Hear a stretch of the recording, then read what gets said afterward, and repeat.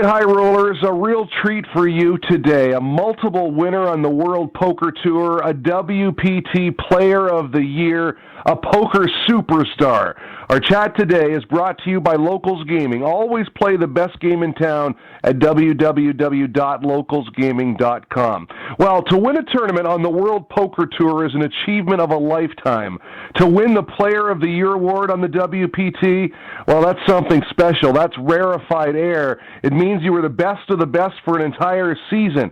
Our next guest is certainly one of the best. He's won the Mirage Poker Showdown, the Foxwoods Poker Finals, $5 million lifetime, and he's got a new book out, too. We're going to talk about that. Jonathan Little is our guest today. Jonathan, thanks for being a high roller, man. Well, thanks for having me on the show. Hey, listen, the World Series is fast approaching, 2 weeks away. If it were a marathon, runners would be out jogging, putting in their miles, preparing. Is it like that for you? Any special preparation for this upcoming poker extravaganza? Well, it's kind of similar to that. I've been studying a lot of poker. I've been playing online poker a little bit more recently. I just got set up in Canada to play online, and that went pretty well. And before the World Series every year, I usually take about a week off, and that's exactly what I'm doing this year. One of my friends is getting married, so I'm going to go to that, and then I'm going to go play the World Series. And what is that week off about? Is that simple relaxation to get your mind right? I know it's a long haul. Yeah, well, I know I'm going to be out there the entire time, and I know I'm going to play poker something like 12 hours a day, every day, for the duration of it. And so I always make a point to take a little bit of time off before, and then take a little bit of time take a little bit of time off afterwards, because you're going to be burnt out, and you want to make sure you're not burnt out, and you realize that, okay, I'm going to take it easy before, so I'm ready to work, and then after I'm done with that, I know I'm going to take it easy again, so I can go out there and put in a solid 2 months of good work. Now, this is your profession, obviously. For people that don't play like you do, all the time, can you describe for them what that 12-hour-a-day, 2-month period is like? What does it do to your body, to your mind? Well, I think it does whatever you let it do to you. And I think I've gotten to the point now where I know what to expect, and I'm going to go out there and do my thing, and I'm perfectly fine and happy with it. But you see a lot of players who go out there and they aren't mentally prepared, and they go out partying all night and then try to play poker the next day, or they don't go to the gym and they don't eat right, and they end up being pretty exhausted and basically worn out and tired of the game by the end of it. But I think if you go in there with an open mind and you're ready to observe everything that's going on, and you want to be there, then you can go in it happy and leave it happy. And that's what I try to do. I try to prepare myself to want to be there. And that's why I don't really play poker that much before, because if I don't play poker for a week or two, I want to go play poker. So, I think it's really all mental. If you make a point to stay in shape physically, then if you go out there mentally sound, you can do it and not really have too much of a problem. Well, let's talk about the series in terms of your plan. How many events are you going to play? You haven't won a bracelet yet. Let's face it, that's a tough thing to do. You've come close, but certainly not the success that you've had on the WPT. What's your plan this year? I'm just going to do basically the same thing I did last year. I'm going to play a lot of tournaments, basically one per day, whatever's running. I'm going to stick to mostly no limit hold'em, and PLO. Those are probably my best games. And just play a tournament every day. I don't have a schedule where I'm going to play event number 2 and event number 7 or anything like that. I just, show up the day of and play whatever's running. Yeah, I guess it depends on how you're doing in the tournament before, too. Hey, before we get to the book, let's revisit the Mirage Poker Showdown. That's $1 million score. Phil Ivey was at that table. What are your thoughts about him and his play? Oh, I think he plays very good. He's widely known and widely thought to be one of the best, and I think he is. He's tough to play against. He definitely applies pressure. I kind of figured out that whenever he re-raises, you just need to go all in, and you're probably going to win most of the time. So that was my strategy way back then. Is that a pattern that you've noticed on him? That he's re-raising a lot, right? Well, it's a strategy you notice on a lot of good players. People who are being very aggressive, usually the way to fix that is to just go all in and make them fold. And that's what you do against them. And eventually they stop doing it to you. Well, either they do or they don't, and, sometimes they don't. And when they don't, you can just run them over with going all in. But you have to realize that's a relatively high-risk game, and you are going to go broke doing that often. Well, on the topic of Ivey, this has been a big week in poker news. Ivey versus Crockford's, Russ Hamilton versus the world. Phil Hellmuth releases an official statement in regards to the UB cheating scandal. Talk of increased security at this year's WSOP. Do you get wrapped up in these stories, like on Twitter and Facebook? Is that something that the poker community gets all wrapped up in? I mean, I think some people get wrapped up in it and some people don't. I mean, like if Phil Ivey could read the back of the cards at the casino, I don't really care, whatever, it's not my business.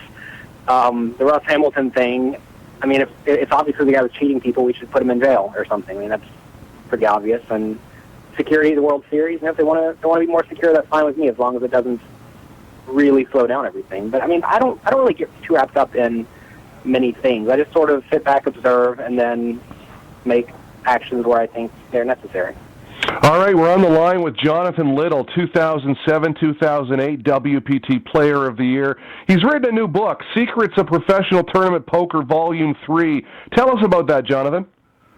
Well, Volume 1 and 2 were basically a guide on how I play poker. They were sort of meant to be read as one giant book where I talk about how to play a fundamentally sound game in Volume 1, and then I talk about how to, sort of deviate from that, and also how to live the poker life in Volume 2. And Volume 3 is totally different than those two books. It's basically 150 poker hand quizzes where I go through hands that I played in the $25,000 buy-in World Poker Tour main event, and then I think it's a $1,500 buy-in, and then a $2,500 buy-in World Series event. So, I have a deep stack tournament, a shallow stack tournament, and a medium stack tournament. That way people can get, a pretty good idea of how I play all the varying stack sizes. So basically you're giving them hand descriptions and then asking them questions? Right. So I lay out a hand. I lay out what happens pre-flop. So, I'll lay out everyone's stack sizes because obviously that's important.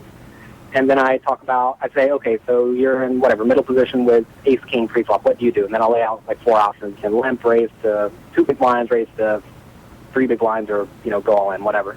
And then the player will ideally write that in the book, and then I'll say what you actually did, then I'll go on to the next question. And then after you're done with all the questions throughout the hand, I'll go through all the possible answers in I'll basically grade the student and let them know what I thought of each play and let them know why I thought a particular play is better or worse than the other plays. And I use a point system so that people can sort of tell which play I think is best and also which play I think is sort of second best.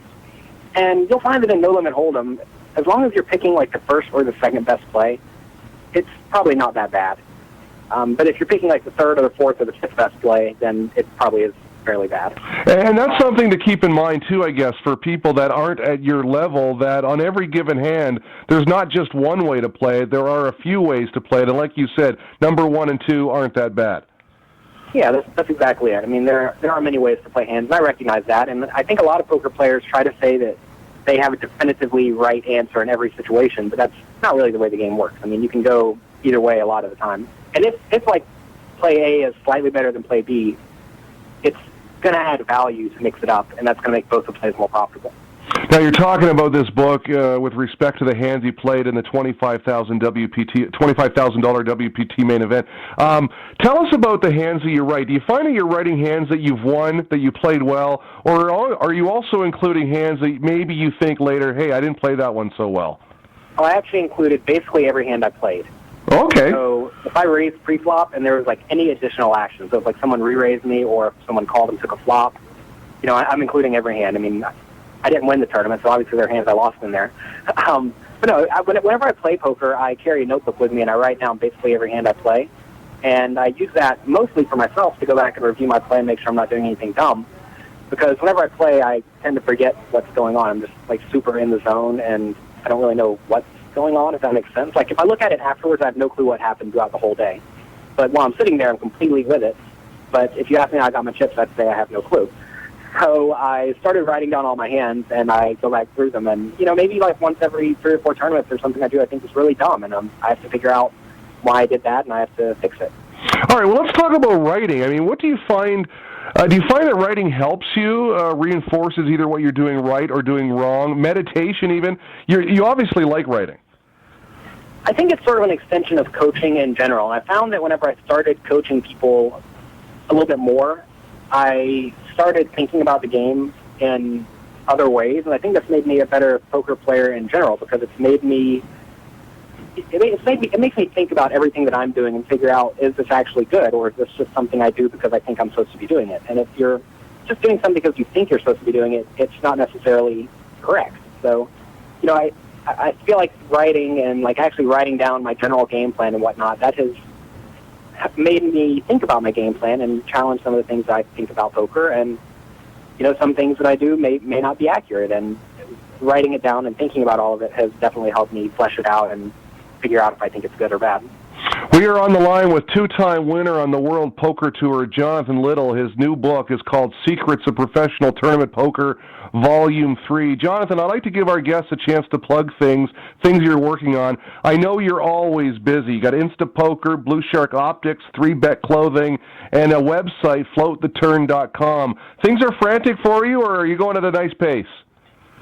I'm going at a pretty nice pace. I mean, like tonight at 7 o'clock, actually, I'm running a coaching class where I'm going to be teaching people how to play top pair, which is something I think people mess up pretty frequently. I've been doing a lot more of these classes where I go over specific concepts, and people seem to like them a lot, so that's good. I'm always trying to find new ways and innovative ways to discuss the game and give the people who follow me the information in the most clean and easy to digest way. All right, well, listen, I've got you on the line. I'm not going to waste my chance. Give me a little sneak peek. I'm not at your elite level, so I'm obviously not going to talk strategy with you because I'm not in the same ballpark. But listen, I play 1-2 no limit, buy in $300, and top pair is a big issue because when you've got $300 on the table and you nail top pair with your ace king, it's an important hand to play. So how do you play top pair? What is the mistake that most people make? Well, unfortunately, I have about a 2-hour class lined up for it. 2 hours for me to discuss all this. And even then, that's probably not enough. But basically, you have to figure out what hands your opponent's likely to have. And if a lot of those hands have you beat, then it's probably a hand you need to play sort of as a bluff catcher. But at the same time, if a lot of the hands your opponent has are unlikely to have you beat, then you need to play it like fully for value. So it's really about just thinking about the range of hands your opponent can have and then playing accordingly. All right, I like that. Now, listen, quick question about your website. Not sure if you've ever been asked this, but floattheturn.com. In general, poker strategy-wise, how important is that concept of floating the turn? That's a complicated scenario, isn't it? And also, why did you name it Float the Turn? Someone said it, and I thought it was pretty cool. But no, you really don't need to be floating the turn that much unless you know your opponent bets the flop and then bets the turn and then gives up on a lot of rivers. I mean, I float the flop a lot. Where someone bets the flop and then you call with, all sorts of stuff, planning to take it away on the turn either by betting when they check or raising when they bet. But no, floating the turn is usually not good because when most players fire the second barrel, they usually have it. All right, real quick, future of online poker, where does it stand in America? And also, some of the players to watch out for at this year's World Series, besides yourself, of course. I mean, I don't know what's going to go on with the poker in America. I mean, currently they're just doing the poker in Nevada, and I don't think they have very many big games. And if you have to have a pretty big economy to actually have reasonably good poker games, and there just aren't that many people in Nevada playing poker, so that's probably not going to work currently. But if it starts to expand to the other states, then that could be excellent. If they have some sort of like nationwide thing, or if they even let Americans play with people from other countries, it could be excellent. I mean, it'd be like it was in the past. And then players to look out for during the World Series. That's what you wanted to know? Yeah, sure. You got any? Anybody playing well now that you've recognized, or? Well, poker's a funny thing because it seems like people sort of go in swings where they run really hot for a while, then run really bad for a while. And I guess if you just look at the people who are running hot, I guess those are the most likely people to do well. I think it's some sort of like weird confidence issue where people trust their reads a little bit more often when they're doing well, and if a good player who has good reads is trusting his reads more so than normal, that's probably going to be a good thing for him. But I mean, I think most poker players go out there ready to work. I guess anyone who has a very good work ethic and realizes that they're not going to the World Series to have a party, but they're going there to play poker and try to make some money, those are going to be the guys who you need to look out for. Very well said. Jonathan Little, thanks so much. The book is called Secrets of Professional Tournament Poker, Volume 3. Where can they get that, Jonathan? They can get it on Amazon. I believe they can get it at dandbpoker.com. That's the publisher, dandbpoker.com. And I believe they have like a Kindle version out already and an iTunes version out, so all that's available.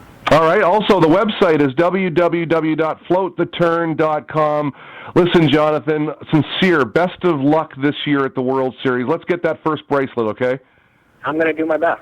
Jonathan Little, High Roller, is your guest today on